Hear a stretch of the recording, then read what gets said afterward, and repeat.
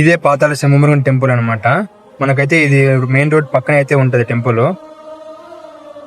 First అయితే fresh up అయిపోదాము, తర్వాత అయితే టెంపుల్కి వెళ్దాము.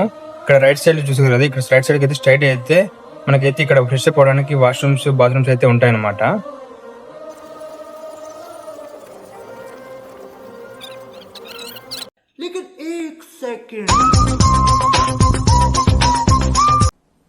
డిప్రెషన్.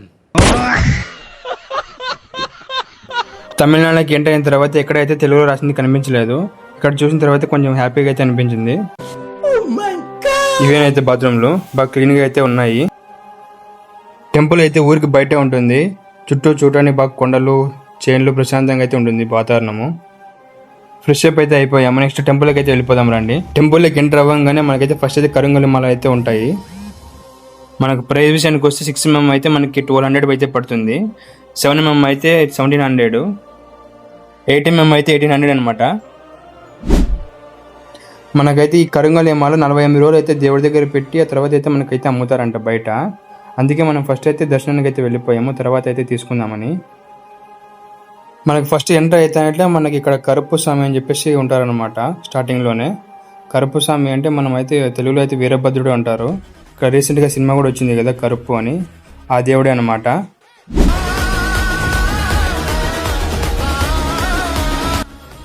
నెక్స్ట్ అయితే మెయిన్ టెంపుల్ దగ్గరికి అయితే వెళ్ళిపోదాము. ఇదే అనమాట మెయిన్ టెంపుల్ అనమాట. ఇక్కడ డౌన్లో అయితే ఉంటుంది అనమాట, పాతాళంలో. అందుకే పాతాళ సింహమురుగన్ టెంపుల్ అయితే అంటారు అనమాట దీనికి.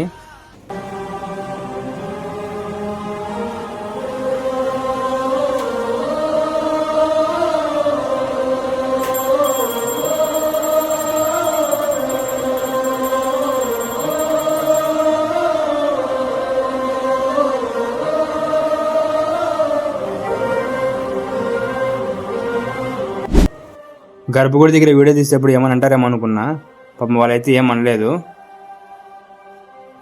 మెయిన్ టెంపుల్ నుంచి బయటకు వచ్చిన తర్వాత మనకి ఇక్కడైతే బావి ఉంటుంది అనమాట. బావిలో అయితే శివలింగం ఉంటుంది అనమాట. శివలింగము ప్లస్ నంది చూడొచ్చు మీరైతే. నెక్స్ట్ అయితే ప్రసాదం అయితే తీసుకున్నాము. ఇదైతే మనకి లడ్డు అనమాట ప్రసాదము. ఇవైతే కొర్ర బియ్యంతో తయారు చేస్తారంట. టేస్ట్ అయితే భలే ఉన్నాయి. ఒక బాక్స్ వచ్చేసి 100 రూపీస్. మీరు కూడా ట్రై చేయండి. నెక్స్ట్ అయితే కరుంగలి మాల దగ్గరికి అయితే వచ్చేసాము. నేనైతే 2 కరుంగలి మాల అయితే తీసుకున్నా 8 mm. ఒకటి వచ్చేసి 1800 అనమాట, అంటే 1800 రూపీస్. నాకు మొత్తం అయితే రెండింటికి అయితే 3600 అయితే అయిందనమాట అమౌంట్. కరుంగలి మాల వేసుకున్న తర్వాత ఇవైతే నియమాలు అనమాట. ఇక్కడైతే మనకైతే రాసినారు. హెయిర్ కటింగ్ తీసుకువెళ్ళినప్పుడు అయితే తీసేయాలి. ఆ తర్వాత ఎవరైనా చావింటికి వెళ్ళినప్పుడు అయితే వేసుకోకూడదు. ఇంకా మనం నైట్ పడుకునేటప్పుడు కూడా తీసేసేయాలి. తర్వాత మార్నింగ్ అయితే వేసుకోవాలి.